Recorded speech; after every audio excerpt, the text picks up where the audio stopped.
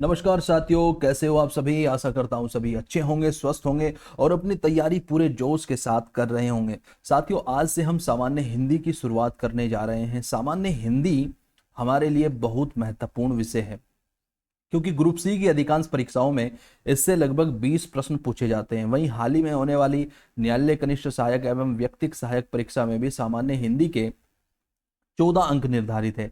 इसलिए हिंदी को बिल्कुल भी हल्के में नहीं लेना है बच्चों। कई बार अच्छे अच्छे अभ्यर्थी जो अपने आप को धुरंधर मानते हैं, सिर्फ हिंदी को नजरअंदाज करने की वजह से पीछे रह जाते हैं। इसलिए हमारा लक्ष्य रहेगा कि सामान्य हिंदी के हर टॉपिक को आसान भाषा में और पूरी अवधारणा के साथ हमें समझना है, ताकि परीक्षा में कोई भी प्रश्न छूटने ना पाए। तो आज के इस लेक्चर में हम शुरुआत करेंगे हिंदी भाषा के विकास से। इस अध्याय से परीक्षाओं में बार बार प्रश्न पूछे जाते हैं और खासकर पहाड़ी हिंदी से जुड़े प्रश्न सबसे अधिक देखने को मिलते हैं। पहाड़ी हिंदी के अंतर्गत कुमाऊनी और गढ़वाली जैसी महत्वपूर्ण बोली आती हैं, जिन्हें हम आज विस्तार से समझेंगे। तो बिना किसी देरी के आइए शुरुआत करते हैं और देखते हैं आज का लेक्चर। और हमारा जो पहला टॉपिक है वह क्या है बच्चों? हिंदी भाषा का विकास। भाषा शब्द यहाँ आया। क्या होती है भाषा?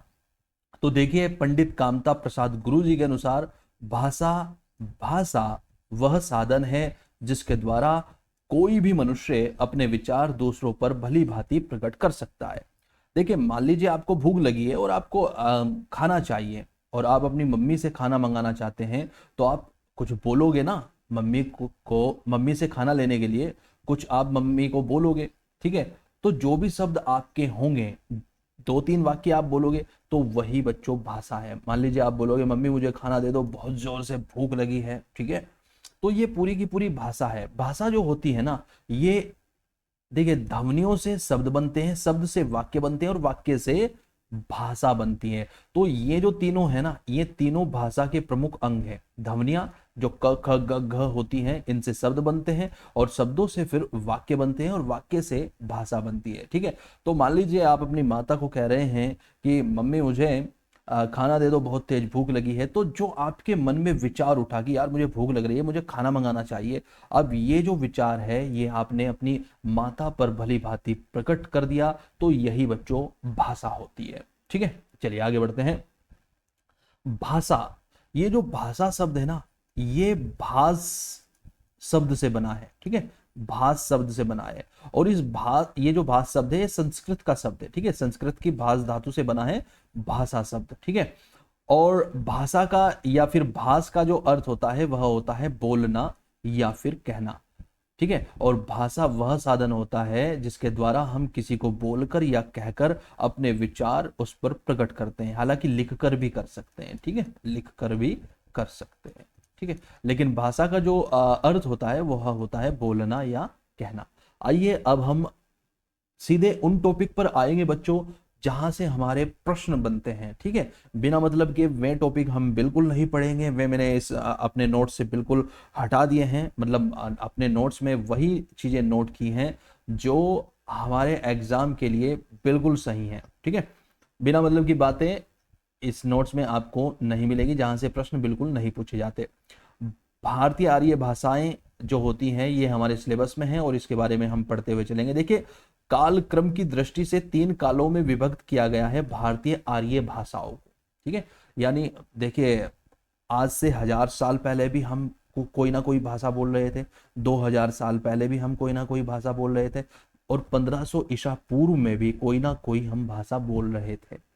तो कालक्रम की दृष्टि से कितने भागों में विभक्त किया गया है भारतीय आर्य भाषा को? तो बच्चों 3 कालों में विभक्त किया गया है, ठीक है। प्राचीन भारतीय आर्य भाषा, मध्यकालीन भारतीय आर्य भाषा और आधुनिक भारतीय आर्य भाषा। सबसे पहले हम जान लेते हैं प्राचीन भारतीय आर्य भाषा का समय कब से कब तक रहा है और इसके अंतर्गत कौन कौन सी भाषाएं आती हैं, ठीक है।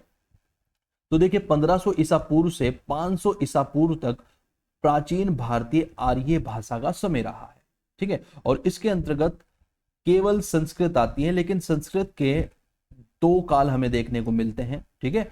एक वैदिक काल और वैदिक संस्कृत, ठीक है, और दूसरा काल में बोली जाती है लौकिक संस्कृत, ठीक है। वैदिक संस्कृत का जो समय रहा है बच्चों, वह रहा है 1500 ईसा पूर्व से 800 ईसा पूर्व तक, और लौकिक संस्कृत का जो समय रहा है वह रहा है 800 ईसा पूर्व से 500 ईसा पूर्व तक। हालांकि ये दोनों ही संस्कृत हैं, लेकिन क्या है, वैदिक संस्कृत में हमें वेदों की रचना देखने को मिलती है, ब्राह्मण की रचना देखने को मिलती है, वहीं लौकिक संस्कृत में हमें रामायण और महाभारत की रचना देखने को मिलती है बच्चों। ठीक है, तो बस मामूली सा इनमें अंतर है, कोई ज्यादा अंतर नहीं है। तो वैदिक संस्कृत का जो समय रहा है वो 1500 ईसा पूर्व से 800 ईसा पूर्व तक रहा है, और लौकिक संस्कृत का जो समय रहा है वो 800 ईसा पूर्व से 500 ईसा पूर्व तक रहा है। लौकिक संस्कृत को बच्चों संस्कृत भी कहते हैं, ये भी आपको याद रखना है। ठीक है, तो प्राचीन भारतीय आर्य भाषा का समय कब से कब तक रहा है? 1500 ईसा पूर्व से 500 ईसा पूर्व तक। ठीक है, और इसके अंतर्गत वैदिक संस्कृत और लौकिक संस्कृत आती है। ठीक है, आगे बढ़ते हैं, मध्यकालीन भारतीय आर्य भाषा देख लेते हैं। देखिए, मध्यकालीन भारतीय आर्य भाषा का जो टाइम पीरियड रहा है, कालक्रम रहा है, समय रहा है, वह रहा है 500 ईसा पूर्व से 1000 ईस्वी। ठीक है, 500 ईसा पूर्व से 1000 ईस्वी। और मध्यकालीन भारतीय आर्य भाषा के अंतर्गत 3 भाषाएं आती हैं। कौन कौन सी? पाली, प्राकृत और अपभ्रंश। पाली को प्रथम प्राकृत भी कहते हैं, और प्राकृत को द्वितीय प्राकृत कहते हैं, अपभ्रंश को तृतीय प्राकृत कहते हैं। ठीक है, पाली भाषा का जो टाइम पीरियड रहा है बच्चों वह रहा है 500 ईसा पूर्व से 1 ईस्वी तक। वहीं प्राकृत का जो समय रहा है वह रहा है 1 ईस्वी से 500 ईस्वी तक, और अपभ्रंश का जो समय रहा है वह रहा है 500 ईस्वी से 1000 ईस्वी तक। ठीक है, अब आप सोच रहे होंगे कि जब पहले संस्कृत बोली जाती थी तो अब संस्कृत क्यों नहीं बोली जाती? बच्चों देखो, जब हम कोई शब्द बोलते हैं ना, तो शब्दों में धीरे धीरे धीरे धीरे परिवर्तन आ जाता है, बदलाव आ जाता है। ठीक है, देखिए हम काफी समय पहले कर्पूर बोलते थे, कर्पूर। ठीक है, संस्कृत में आज भी अगर आपने पंडित जी से कोई श्लोक सुना हो, कर्पूर गौरम, ठीक है, कर्पूर गौरम, तो कर्पूर बोलते थे। आज इसी कर्पूर को हम कपूर बोलते हैं। ठीक है, क्या बोलते हैं? कपूर बोलते हैं। तो शब्द में आ गया ना परिवर्तन। पहले हम आम को आम्र बोलते थे, लेकिन आज हम आम बोलते हैं। ठीक है, पहले हम हल्दी को हरिद्रा बोलते थे। ठीक है, तो शब्दों में समय के साथ क्या होता है, परिवर्तन आ जाता है और शब्द बदलने शुरू हो जाते हैं। शब्द अगर बदलेंगे तो वाक्य बदलेंगे, वाक्य अगर बदलेंगे तो भाषा बदलेगी। ठीक है, तो जब हम संस्कृत बोल रहे थे, वैदिक संस्कृत बोल रहे थे, तो उसमें थोड़ा थोड़ा परिवर्तन हुआ, और परिवर्तन होने के बाद वैदिक संस्कृत लौकिक संस्कृत बन गई। लौकिक संस्कृत में थोड़ा थोड़ा परिवर्तन हुआ तो लौकिक संस्कृत फिर पाली बन गई। पाली में फिर परिवर्तन हुआ तो पाली प्राकृत बन गई। प्राकृत में जब फिर से परिवर्तन हुआ तो वह कहलाई अपभ्रंश। और अपभ्रंश का जो अर्थ होता है ना, वह होता है बिगड़ा हुआ स्वरूप। ठीक है, बिगड़ा हुआ स्वरूप। ठीक है, बिगड़ा हुआ स्वरूप बच्चों। ठीक है, देखिए क्या हुआ, जब प्राकृत में भी परिवर्तन हुआ, प्राकृत के भी शब्द बिगड़े, तो यहां जो समय के बुद्धिजीवी थे, ठीक है, 500 ईस्वी के आसपास के जो बुद्धिजीवी थे, उन्होंने कहा कि भाई ये जो भाषा है ना, जो अपभ्रंश कहलाई, ये तो भाषा का सबसे बिगड़ा हुआ स्वरूप है, इसलिए इसका नाम होगा अपभ्रंश। तो इसलिए इसका नाम अपभ्रंश है। ठीक है, बिगड़ा, ये भाषा का बिगड़ा हुआ स्वरूप अपभ्रंश कहलाई। हालांकि इसके बाद क्या भाषा में परिवर्तन नहीं हुआ? नहीं, फिर भी हुआ। फिर इसके बाद जो अपभ्रंश थे, अपभ्रंश भाषा बोली जा रही थी, तो राजस्थान में कोई और अपभ्रंश बोली गई, बिहार में कोई और अपभ्रंश बोली गई। ठीक है, और जी यूपी में कोई और अपभ्रंश बोली जा रही थी, हमारे उत्तराखंड में कोई और अपभ्रंश बोली जा रही थी। तो अपभ्रंश भी कई अपभ्रंशों में विभक्त हो गई। ठीक है, जैसे शौरसेनी अपभ्रंश हो गया, मागधी अपभ्रंश हो गया, महाराष्ट्रीय अपभ्रंश हो गया, अर्धमागधी अपभ्रंश हो गया। इन्हें हम पढ़ेंगे, अभी मैं बता रहा हूं। ठीक है, और बहुत सारे अपभ्रंशों में ये अपभ्रंश टूट गए। ठीक है, और उन्हीं अपभ्रंशों से फिर बच्चों आधुनिक भारतीय आर्य भाषा का जन्म होता है। और आधुनिक भारतीय आर्य भाषा का जो टाइम पीरियड है, समय काल है, वह कितना है? तो 1000 ईस्वी से अब तक है। ठीक है, चलिए आगे बढ़ते हैं। आधुनिक भारतीय आर्य भाषा अपभ्रंश के विभिन्न रूपों से विकसित हुई है। मैंने बताया कि अलग अलग जगह अलग अलग अपभ्रंश थे, तो अपभ्रंश के विभिन्न रूपों से जो आधुनिक भारतीय आर्य भाषा है ये विकसित हुई है।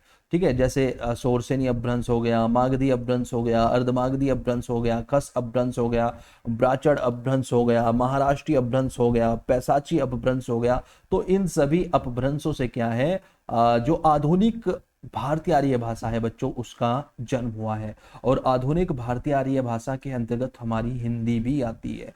हालांकि हिंदी भी के भी समय के अनुसार तीन स्वरूप हमें देखने को मिलते हैं: प्राचीन हिंदी, मध्यकालीन हिंदी और आधुनिक हिंदी। ठीक है, चलिए इसे देखेंगे, हम आगे बढ़ते हैं। तो हिंदी का विकास क्रम हम देख लेते हैं। आज जो हम हिंदी बोल रहे हैं, इसका विकास कैसे हुआ है? तो शब्दों में काफी परिवर्तन हुआ और तब जाकर हमारी हिंदी बनी। चलिए देख लेते हैं। देखिए, सबसे पहले संस्कृत बोली जाती थी। ठीक है, संस्कृत को देववाणी कहा जाता था। और संस्कृत में क्या हुआ, धीरे धीरे संस्कृत के शब्दों में परिवर्तन हुआ, बिगाड़ आया, बिगाड़ कह लीजिए या परिवर्तन कह लीजिए। और जब शब्द बदले तो पूरे के पूरे वाक्य बदल गए, वाक्य जब बदले तो पूरी की पूरी भाषा बदल गई। तो संस्कृत के बाद में फिर पाली भाषा का निर्माण हुआ, संस्कृत के शब्दों में बिगाड़ आने के कारण। पाली भाषा जो है ये बौद्ध धर्म की भाषा है। जो भगवान बुद्ध है, उन्होंने जो अपने उपदेश दिए हैं, वो सभी के सभी उपदेश बच्चों पाली भाषा में ही दिए हैं। तो बौद्ध धर्म की यह भाषा है और भगवान बुद्ध ने पाली भाषा में ही अपने उपदेश दिए हैं। फिर पाली में परिवर्तन हुआ तो प्राकृत बन गई। प्राकृत जैन धर्म की भाषा है और महावीर स्वामी ने जो अपने उपदेश दिए हैं वो प्राकृत भाषा में ही दिए हैं। प्राकृत से फिर अपभ्रंश बन गई। ठीक है, और अपभ्रंश का अर्थ क्या होता है? भाषा का बिगड़ा हुआ स्वरूप। हालांकि अपभ्रंश के बारे में भी हम फुल डिटेल में पढ़ सकते हैं, लेकिन बच्चों कभी भी उत्तराखंड में यहाँ से कोई प्रश्न नहीं बनेगा, तो इसलिए बस मैंने इतना ही लिख दिया। अपभ्रंश क्या है? भाषा का बिगड़ा हुआ स्वरूप। अपभ्रंश के बाद हिंदी बन गई। ठीक है, जब अपभ्रंश में भी परिवर्तन हुआ, इसके शब्दों में बिगाड़ आया, तो फिर हिंदी का निर्माण होता है। और तीन कालों में हिंदी को विभक्त किया जाता है: प्राचीन हिंदी, मध्यकालीन हिंदी और आधुनिक हिंदी। जो आज मैं बोल रहा हूं और आपको जो सुनाई दे रहा है, वह मैं आधुनिक हिंदी ही बोल रहा हूं। ठीक है, तो तीन कालों में हमारी हिंदी विभक्त हुई: प्राचीन हिंदी, मध्यकालीन हिंदी और आधुनिक हिंदी। ठीक है, तो चलिए आगे बढ़ते हैं। और यदि मैं इनका टाइम पीरियड बताऊं तो जो प्राचीन हिंदी का जो समय था, हालांकि एग्जाम में बहुत मुश्किल पूछा जाएगा, तो 1100 ईस्वी से, ठीक है, 1450 ईस्वी तक इसका समय रहा है। मध्यकालीन हिंदी का 1450 ईस्वी से, ठीक है, 1850 ईस्वी तक समय रहा है। और आधुनिक हिंदी का जो समय रहा है बच्चों, वो 1850 से अब तक है। ठीक है, अब तक है। ओके, तो ये भी आप याद कर लेना। मैंने आपको बताया था कि जो आधुनिक भारतीय आर्य भाषा है, जिसमें हमारी हिंदी शामिल है, वो कई अपभ्रंश अलग अलग क्षेत्रों में विभक्त हुए और इन्हीं से हिंदी का निर्माण हुआ है। ठीक है, तो अब हम देख लेते हैं कौन से अपभ्रंश से कौन सी उपभाषा का निर्माण हुआ है और कौन सी उपभाषा से कौन सी बोली का निर्माण हुआ है। ठीक है, तो सबसे पहले हम देख लेते हैं अपभ्रंश है शौरसेनी अपभ्रंश। ठीक है, शौरसेनी अपभ्रंश से बच्चों दो उपभाषाओं का निर्माण हुआ है, एक पश्चिमी हिंदी और दूसरी राजस्थानी हिंदी। ठीक है, पश्चिमी हिंदी और दूसरी है राजस्थानी हिंदी। तो दो उपभाषाओं का निर्माण हुआ है शौरसेनी अपभ्रंश से। ठीक है, पश्चिमी जो हिंदी है ना बच्चों, ये जो उपभाषा है, इससे 5 बोलियों का निर्माण हुआ है। कौन कौन सी बोली है? खड़ी बोली, ब्रजभाषा, कन्नौजी, बुंदेली और बांगरू। ठीक है, ये बोली है। बोली भाषा यानी उपभाषा के अंतर्गत आती है और उपभाषा किससे बनी होती है? अपभ्रंशों से। तो शौरसेनी अपभ्रंश से बनी है पश्चिमी हिंदी और पश्चिमी हिंदी के अंतर्गत 5 बोलियां आती हैं: खड़ी बोली, ब्रजभाषा, कन्नौजी, बुंदेली, बांगरू। खड़ी बोली को कोरवी भी कहा जाता है और ये जो खड़ी बोली का नाम कोरवी दिया है, ये राहुल सांकृत्यायन जी ने दिया है। ठीक है, राहुल सांकृत्यायन जी ने ये नाम दिया है।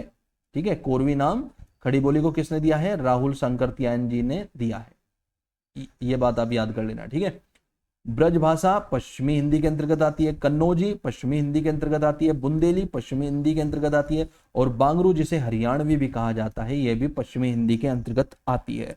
बुंदेली से और खड़ी बोली से प्रश्न पूछा हुआ है बच्चों हमारे यूके SSC आयोग ने।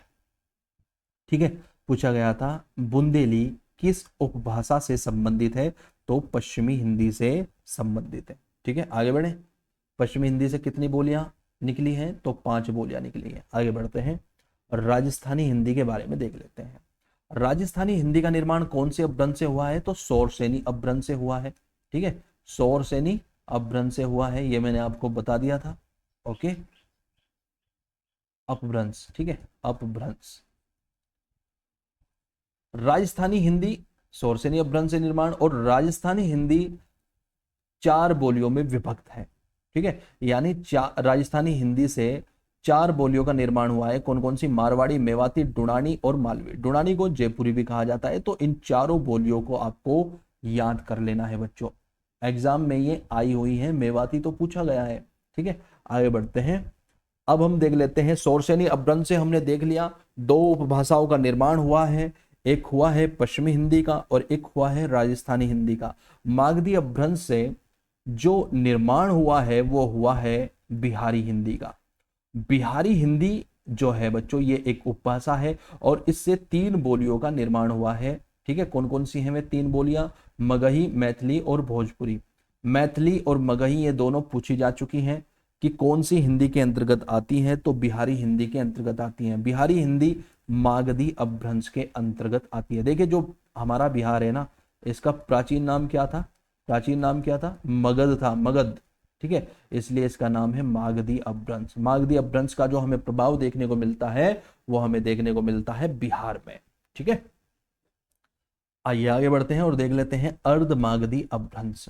अर्धमागधी अपभ्रंश से कौन सी उपभाषा का निर्माण हुआ है? तो बच्चों पूर्वी हिंदी का निर्माण हुआ है। और पूर्वी हिंदी जो उपभाषा है इससे भी 3 बोलियों का निर्माण होता है, अवधी, बघेली और छत्तीसगढ़ी। ठीक है, अवधी, बघेली और छत्तीसगढ़ी, याद रखना, अवधी, बघेली और छत्तीसगढ़ी बच्चों। ठीक है, चलिए आगे बढ़ते हैं और देख लेते हैं शौरसेनी अपभ्रंश। देखिए, ये जो हमारी पहाड़ी हिंदी है ना, पहाड़ी हिंदी, शौरसेनी अपभ्रंश से हालांकि पश्चिमी हिंदी और राजस्थानी हिंदी का निर्माण होता है, लेकिन कुछ विद्वान ऐसा मानते हैं कि जो पहाड़ी हिंदी है ना, इसका निर्माण भी शौरसेनी अपभ्रंश से ही होता है।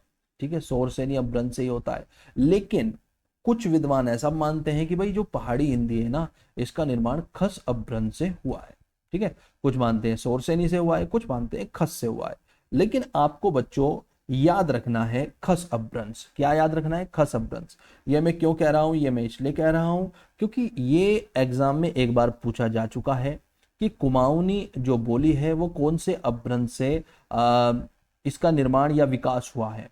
तो एग्जाम में माना गया था खस अपभ्रंश। ठीक है, इसी प्रकार एक बार प्रश्न बनाया था, यूकेपीएससी ने बनाया था प्रश्न कि पहाड़ी हिंदी का विकास कौन से अपभ्रंश से हुआ है। तो वहां भी यूकेपीएससी ने भी और यूके ट्रिपल एससी ने भी खस अपभ्रंश माना था। और जो एक बार आयोग जो सही उत्तर मान लेता है हमेशा उसी पर टिका रहता है। तो आपको भी याद करना है खस अपभ्रंश। ठीक है, खस अपभ्रंश।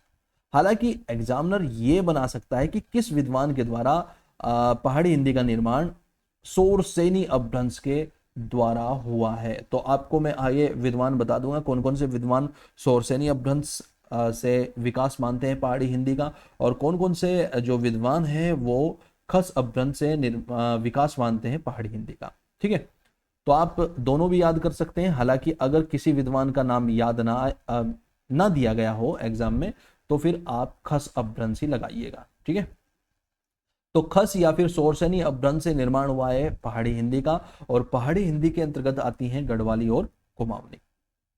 चलिए पहाड़ी हिंदी के बारे में हम पढ़ लेते हैं बच्चों।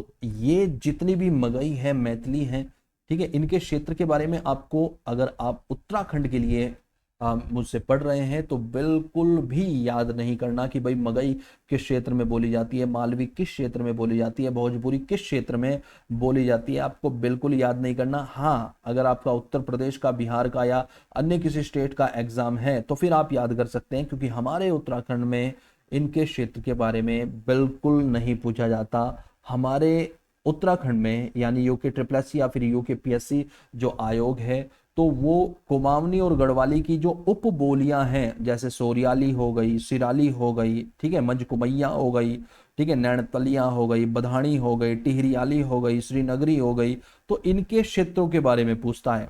चलिए पहाड़ी हिंदी के बारे में देख लेते हैं। देखिए पहाड़ी जो हिंदी है ना, इसको 3 वर्गों में विभक्त किया गया है, पूर्वी पहाड़ी, मध्य पहाड़ी और पश्चिमी पहाड़ी में। ठीक है, पहाड़ी हिंदी को 3 भागों में विभक्त किया गया है, पूर्वी पहाड़ी हिंदी, मध्य पहाड़ी हिंदी और पश्चिमी पहाड़ी हिंदी। ठीक है, पूर्वी पहाड़ी हिंदी के अंतर्गत आती है, ठीक है, जो पूर्वी पहाड़ी बोली जाती है ना, ये नेपाल में बोली जाती है। मध्य पहाड़ी जो बोली जाती है वो उत्तराखंड के लगभग संपूर्ण क्षेत्र में बोली जाती है। और जो पश्चिमी पहाड़ी बोली जाती है वो मुख्य रूप से बच्चों हिमाचल प्रदेश में बोली जाती है, और थोड़ा सा हमारे जोनसार, जो देहरादून जनपद का जोनसार भावर क्षेत्र है ना, यहाँ पर भी पश्चिमी हिंदी बोली जाती है। जो हमारी जोनसारी बोली है ना, जोनसारी बोली, ये पश्चिमी पहाड़ी के अंतर्गत ही आती है, जबकि मध्य पहाड़ी के अंतर्गत आती है कुमाऊनी और गढ़वाली।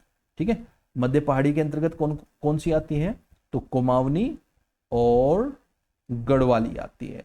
ठीक है, कुमाऊनी और गढ़वाली आती है। ओके, और पूर्वी पहाड़ी के अंतर्गत कौन सी आती है, तो गोरखाली आती है, जो कि नेपाल में बोली जाती है। ठीक है, आगे बढ़ते हैं बच्चों। एक बार मैं आवाज को थोड़ा चेक कर लेता हूं कि आवाज, हाँ जी बिल्कुल सही जा रही है आपके पास मेरी आवाज। ठीक है, चलिए आइए मध्य पहाड़ी के बारे में देख लेते हैं। देखिए उत्तराखंड के लगभग संपूर्ण क्षेत्र में मध्य पहाड़ी, देखिए उत्तराखंड का लगभग संपूर्ण क्षेत्र मध्य पहाड़ी समूह के अंतर्गत आता है। ओके, मध्य पहाड़ी के अंतर्गत आती है कुमाऊनी व गढ़वाली, और इन बोलियों के लेखन में प्रयोग होता है देवनागरी लिपि का। ठीक है, देखिए उत्तराखंड में चाहे कोई भी बोली हो, चाहे वो जौनसारी ही क्यों ना हो, कोई भी बोली हो, ठीक है, राठी हो या कोई भी हो, जितनी भी बोलियां हैं वो सब देवनागरी लिपि में ही लिखी जाती है। ये आपको याद करना है, क्योंकि एक बार प्रश्न पूछा गया था कि भाई जौनसारी जो बोली है वो कौन सी लिपि में लिखी जाती है, तो देवनागरी लिपि में ही लिखी जाती है। कुमाऊनी हो, गढ़वाली हो, जौनसारी हो, कोई भी बोली हो, ठीक है, या फिर विभिन्न जो जनजातियां हैं उनके द्वारा जो बोली जाती हैं, जैसे एक राठी बोली है, तो कोई भी बोली हो सब देवनागरी लिपि में लिखी जाती है। ठीक है, आगे बढ़ते हैं। सबसे पहले हम देख लेते हैं कुमाऊनी बोली के, कुमाऊनी बोली को। एक चीज मैं और आपको यहां समझा देता हूं, ठीक है, देखिए ये लगभग इस प्रकार से नेपाल है। ठीक है, नेपाल है, और यहां हमारा उत्तराखंड राज्य है। ठीक है, यहां हमारा क्या है, उत्तराखंड राज्य है। ठीक है, उत्तराखंड थोड़ा अपेक्षाकृत बड़ा बन गया। ठीक है, और यहां से थोड़ा, ठीक है, ओके, इसे मान लीजिए, मान सकते हैं आप। ठीक है, और इधर क्या है, इधर हिमाचल प्रदेश है। ठीक है, ये इस तरीके से मान लीजिए, इसे आप यूके मान लीजिए, नक्शा थोड़ा बिगड़ गया है, इसे नेपाल मान लीजिए और इसे हिमाचल प्रदेश मान लीजिए। ठीक है, तो अगर आपने उत्तराखंड अच्छे से पढ़ा है तो उत्तराखंड के इस साइड में क्या है, नॉर्थ है, इस साइड में साउथ है, इस साइड में क्या है बच्चों, ईस्ट है यानी पूरब है, और इस साइड में वेस्ट यानी पश्चिम है। ठीक है, तो उत्तराखंड के पूर्व में, ठीक है, पूर्वी पहाड़ी बोली जाती है, उत्तराखंड के पश्चिम में पश्चिमी पहाड़ी बोली जाती है, और देखिए एक हिस्सा इधर है, एक हिस्सा इधर है पहाड़ी हिंदी का, तो बीच में क्या बोली जाएगी, मध्य पहाड़ी बोली जाएगी। तो हमारे पूरे उत्तराखंड में मध्य पहाड़ी बोली जाती है, नेपाल में पूर्वी पहाड़ी बोली जाती है, और हिमाचल प्रदेश में पश्चिमी पहाड़ी बोली जाती है। याद रखना आप। ठीक है, आगे बढ़ते हैं, कुमाऊनी बोली के बारे में देख लेते हैं। ठीक है, कुमाऊनी बोली के बारे में देख लेते हैं। देखिए जो कुमाऊनी बोली का जो विकास है वो खस अपभ्रंश से हुआ है, ऐसा कौन कौन मानते हैं, ऐसा मानते हैं doctor Gierson, doctor Suniti Kumar Chatterjee और डीडी शर्मा। ठीक है, डीडी शर्मा भी बहुत बड़े विशेषज्ञ हैं बोली एवं भाषाओं के, उत्तराखंड से संबंधित जो बोली एवं भाषाएं हैं उनसे उनके बहुत बड़े विशेषज्ञ हैं डीडी शर्मा। तो ये डॉक्टर गियर्सन और डॉक्टर सुनीति कुमार चटर्जी ये सभी मानते हैं कि भाई जो कुमाऊनी बोली का जो विकास हुआ है ना वो खस अपभ्रंश से हुआ है। ठीक है, शौरसेनी अपभ्रंश से कुमाऊनी भाषा का विकास कौन कौन मानते हैं, तो डॉक्टर नारायण दत्त पालीवाल, उदय नारायण तिवारी, डॉक्टर धीरेन्द्र वर्मा और पंडित बद्रीदत्त पांडे ये कहते हैं कि भाई जो कुमाऊनी बोली है ना इसका विकास शौरसेनी अपभ्रंश से हुआ है। तो इन्हें आप एक बार देख लेना मोटा माटी। ठीक है, बाकी अगर किसी भी विद्वान का जिक्र या उल्लेख नहीं आता आपके प्रश्न में और केवल इतना पूछा जाता है कि भाई कुमाऊनी या फिर गढ़वाली या फिर पहाड़ी हिंदी, ये जो मध्य पहाड़ी हिंदी है, इसका जो विकास हुआ है वो कौन से अपभ्रंश से हुआ है? तो आप सीधा आंसर लगाना, खस अपभ्रंश से हुआ है। ठीक है, क्योंकि आयोग ने पहले भी ये आंसर माना हुआ है। चलिए आगे बढ़ते हैं। कुमाऊनी जो बोली है बच्चों, ये जो सर्वाधिक प्रभावित है वो खड़ी बोली से प्रभावित है। ठीक है, कुमाऊनी बोली सर्वाधिक जो प्रभावित है वो किससे है? तो खड़ी बोली से प्रभावित है। एक भाषा वैज्ञानिक हैं, बहुत बड़े भाषा वैज्ञानिक है, डॉक्टर त्रिलोचन पांडे। ठीक है, डॉक्टर त्रिलोचन पांडे क्या है? तो भाषा वैज्ञानिक है। और ये जो डॉक्टर त्रिलोचन पांडे हैं, कुमाऊनी बोली को 4 वर्गों व 12 प्रमुख बोलियों में विभक्त करते हैं। 4 वर्गों और 12 प्रमुख बोलियों में विभक्त करते हैं। ठीक है, याद कर लेना, डॉक्टर त्रिलोचन पांडे कुमाऊनी बोली को 4 वर्गों व 12 प्रमुख बोलियों में विभक्त करते हैं। आइए देख लेते हैं। सबसे पहले जो हम देख लेते हैं वह देखते हैं पूर्वी कुमाऊनी वर्ग। जैसा कि मैंने कहा कि त्रिलोचन पांडे के द्वारा कुमाऊनी बोली को 4 वर्गों में बांटा गया है, तो उन चारों में पहला वर्ग है पूर्वी कुमाऊनी वर्ग। और पूर्वी कुमाऊनी वर्ग के अंतर्गत 4 बोलियां आती हैं। बोली कितनी है जो जिनमें कुमाऊनी को बांटा है डॉक्टर त्रिलोचन पांडे ने? तो 12 बोलियां हैं, 4 वर्ग हैं, 12 बोलियां हैं। तो पहला जो वर्ग है पूर्वी कुमाऊनी वर्ग, इसके अंतर्गत बच्चों 4 बोलियां आती हैं। कौन कौन सी? कुमैया, सोरियाली, सिराली, अस्कोटी। कुमैया जो बोली है ये नैनीताल से लगे काली कुमाऊं क्षेत्र में बोली जाती है। और यहीं से सर्वाधिक प्रश्न एग्जामिनर पूछता है कि भाई सोरियाली कहाँ बोली जाती है, सिराली कहाँ बोली जाती है, अस्कोटी कहाँ बोली जाती है, कुमाऊं में कौन सी निम्नलिखित में से कौन सी बोली बोली जाती है, गढ़वाल में कौन सी बोली बोली जाती है, श्रीनगर के आसपास कौन सी बोली बोली जाती है। तो गढ़वाली और कुमाऊनी से संबंधित ही प्रश्न इस चैप्टर से सबसे ज्यादा पूछे जाते हैं। तो कुमैया जो है ना बच्चों, ये नैनीताल से लगे काली कुमाऊं क्षेत्र में बोली जाती है। वहीं सोरियाली सोर क्षेत्र, दक्षिण जोहार क्षेत्र और पूर्वी गंगोली क्षेत्र में बोली जाती है। सिराली जो है बच्चों, वो सिरा क्षेत्र, जो पिथौरागढ़ का जो सिरा क्षेत्र है जो कि अस्कोट के पश्चिम में पड़ता है, वहां बोली जाती है। अस्कोटी, ये अस्कोट क्षेत्र की बोली है। ठीक है, अस्कोट क्षेत्र की बोली है और इस पर सर्वाधिक जो प्रभाव है वो नेपाली भाषा का है, क्योंकि नेपाल नजदीकी है यहाँ से, तो नेपाली भाषा का प्रभाव है। तो पूर्वी कुमाऊनी वर्ग के अंतर्गत ये 4 बोलियां पड़ती हैं, कुमैया, सोरियाली, सिराली और अस्कोटी। और ये सब कुमाऊनी ही हैं। ठीक है, कुमाऊनी की ही उपबोलियां हैं। कुमाऊनी क्या है? बोली है, और ये उपबोली है बच्चों। ठीक है, ओके आगे बढ़ते हैं। पश्चिमी कुमाऊनी वर्ग देख लेते हैं। पश्चिमी कुमाऊनी वर्ग देख लेते हैं। हालांकि कुमाऊनी को आप भाषा भी कह सकते हैं। देखिए, जिस बोली में भी बड़े बड़े उपन्यास लिखे गए हों, ठीक है, जिस बोली का बहुत ज़्यादा जिस बोली का विस्तार हो गया हो, जिस बोली में फिल्में बन गई हों, तो उसे कहीं ना कहीं भाषा का भी दर्जा मिल जाता है। तो आप कुमाऊनी भाषा अथवा कुमाऊनी बोली दोनों ही कह सकते हैं। तो पश्चिमी कुमाऊनी वर्ग के बारे में देख लेते हैं। पश्चिमी कुमाऊनी वर्ग के अंतर्गत 6 बोलियां आती हैं, 6 उपबोलियां आती हैं। कौन कौन सी? खसपराजिया, पछाई, फालदा कोटी। सबसे पहले इन तीनों के हम देख लेते हैं क्षेत्र। तो खसपराजिया बारामंडल और दानपुर के आसपास की बोली है बच्चों। वहीं पछाई जो बोली जाती है वो अल्मोड़ा जनपद के दक्षिण भाग में बोली जाती है। फालदा कोटी जो बोली जाती है नैनीताल के फलदा कोट क्षेत्र में बोली जाती है, लेकिन अल्मोड़ा के कुछ भागों में भी बोली जाती है और पाली पचाव के कुछ क्षेत्र में भी ये बोली जाती है। ठीक है, आगे बढ़ते हैं। चौगरखिया, गंगोई और दनपुरिया भी, ये तीनों भी पश्चिमी कुमाऊनी वर्ग के अंतर्गत आती हैं। चौगरखिया चौगरखा परगने में बोली जाती है।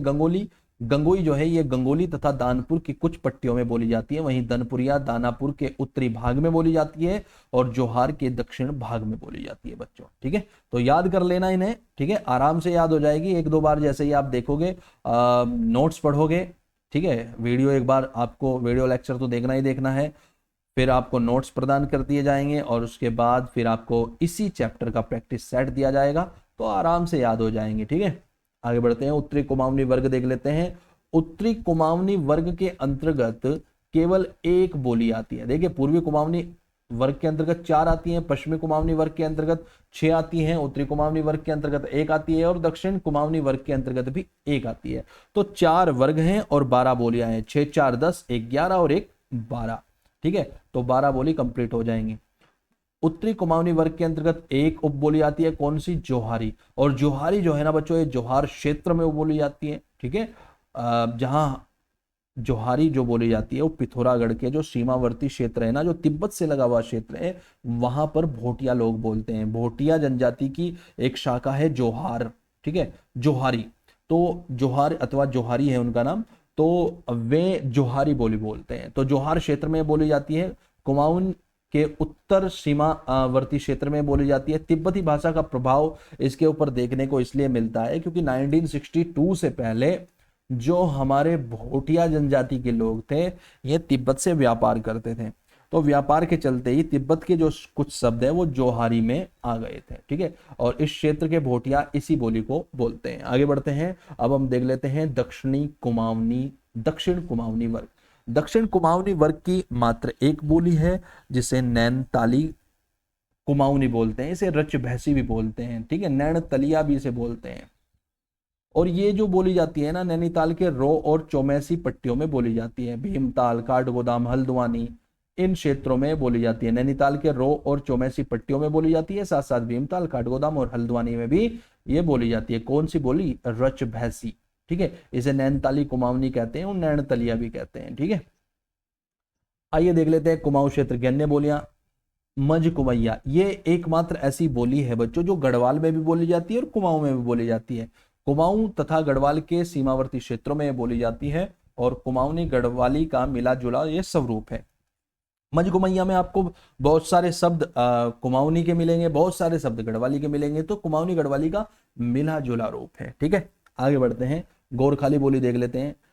नेपाल से लगे जो क्षेत्र हैं उत्तराखंड के, ठीक है, यहाँ पर गोरखाली बोली बोली जाती है, ठीक है। जो नेपाल की बोली है गोरखाली, वह बोली जाती है। अल्मोड़ा के कुछ स्थानों पर भी नेपाल से आए हुए गोरखा रहते हैं, ठीक है। तो ये जो गोरखा है ये भी गोरखाली बोली ही बोलते हैं। और गोरखाली जो बोली है ना, यह नेपाली बोली है। भावरी, ठीक है, भावरी चंपावत के, ये के लिखा हुआ है, ठीक है, के टनकपुर से उधम सिंह नगर के कांसीपुर तक बोली जाती है, याद रखना, ठीक है। शोका, शोका जो है पिथौरागढ़ के उत्तरी क्षेत्र जो कि कहलाता है शोका बहुल क्षेत्र, यहाँ पर शोका जो है बोली जाती है और शोका जनजाति के द्वारा बोली जाती है बच्चों। राजी, पिथौरागढ़ के अस्कोट, धारचूला और डेडीहाट के आसपास बनरोत जो लोग होते हैं जिन्हें राजी जनजाति से संबंधित माना जाता है, ये राजी बोली बोलते हैं। बोक्साड़ी, कुमाऊं के दक्षिण छोर पर रहने वाले बोक्सा जनजाति के लोग बोक्साड़ी बोली बोलते हैं। पंजाबी और बांग्ला भी हमारे कुमाऊं क्षेत्र में बोली जाती है। देखिए, जब देश आजाद हुआ था 1947 को, ठीक है, तो उस समय बहुत सारे पंजाबी लोग पाकिस्तान से विस्थापित होकर आए थे और वे बस गए थे हमारे उधम सिंह नगर जनपद में। तो कुमाऊं का जो दक्षिण भूभाग है जो कि कहलाता है उधम सिंह नगर, ठीक है, यहाँ पर ये जो है ना उधम सिंह नगर, ये सिख बहुल क्षेत्र है और यहाँ पर पंजाबी बोली जाती है। कुमाऊं के दक्षिणी भाग में बंगाली लोग भी निवास करते हैं और जो कि बांग्ला बोलते हैं, ठीक है। बहुत सारे तो यहाँ रोहिंग्या रहते हैं, रोहिंग्या लोग, ठीक है, जो म्यांमार से बांग्लादेश होते हुए और यहाँ रच बस गए हैं, ठीक है। और कुछ बंगाली लोग भी रहते हैं जो कि बांग्ला बोली बोलते हैं, ठीक है। तो बांग्ला जो बोली है ना, ये भी यहाँ पर बोली जाती है। कहाँ? हमारे कुमाऊं के उधम सिंह नगर जनपद में। आइए देख लेते हैं कुमाऊनी की कुछ विशेषताएं, ठीक है, ज्यादा नहीं, एक दो विशेषता देखेंगे। देखिए, जो ये दंते स होता है जिसे छोटा स भी कह देते हैं, इसके स्थान पर तालव्य श जिसे बड़ा श कह देते हैं का प्रयोग ज्यादा किया जाता है, ठीक है। यानी ये जो स है ना, इसका प्रयोग कुमाऊनी में काफी कम किया जाता है। इसके स्थान पर इस श का श, ये श है, ये स है, तो इस श का प्रयोग किया जाता है जिसे बड़ा श कहते हैं। ये छोटा श है, ठीक है, ये वतश्चर्य है या फिर दंत्य है और ये तालव्य है, ठीक है। अंत्य, मतलब अंत्य का अर्थ होता है जो शब्द के अंत में आने वाले जो वर्ण होते हैं। तो अंत्य न का अण हो जाता है किसमें? कुमाऊनी में। जैसे वन होता है ना, वन, और न इस शब्द के बाद में लिखा हुआ है तो ये वर्ण हो जाएगा। तो न अगर किसी भी शब्द के बाद में लिखा हुआ होता है हिंदी में, तो कुमाऊनी में जब वह जाता है तो वह न का अण हो जाता है। जैसे हम बोलते हैं अपना, अपना। तो ना का यहाँ अणा हो जाएगा, यानी अपना हो जाएगा ये। ठीक है, अपने तो अपने होते हैं, बाकी सब सपने होते हैं। तो ये अपने जो है ना, ये कुमाऊनी में होगा अपने। ठीक है, अपने। ढ का ड हो जाता है, जैसे गढ़वाल में ड आता है, लेकिन जब कुमाऊनी जो हमारे भाई हैं वो गढ़वाल लिखते हैं या बोलते हैं, तो गढ़वाल को गढ़वाल बोलते हैं, गढ़ ढ को ड बोलते हैं। ठीक है, बहुवचन बनाने के लिए अवधि की तरह न का प्रयोग होता है। जैसे अवधि में लड़का को लड़कन बोलते हैं ना, वैसे ही यहाँ हमारे कुमाऊं में भी, कुमाऊनी बोली में भी न का प्रयोग होता है बहुवचन बनाने के लिए। ठीक है, जैसे लड़का को लड़कन बोलते हैं। ठीक है, खड़ी बोली के साथ साथ अवधि बोली से भी प्रभावित है हमारी कुमाऊनी बोली। ठीक है, कुमाऊनी बोली अवधि बोली से भी प्रभावित है। तो बच्चों, आज का ये लेक्चर यहीं पर समाप्त होता है। ठीक है, हालांकि ये जो लेक्चर है ना, ये मैंने पहले ही अपलोड कर दिया था, लेकिन उसमें बहुत सारी वॉइस प्रॉब्लम हो गई थी, तो आज मैं इसे एप्लीकेशन पर फिर से अपलोड कर दूंगा। ठीक है, तो आज के लिए इतना ही। जय हिंद, जय भारत।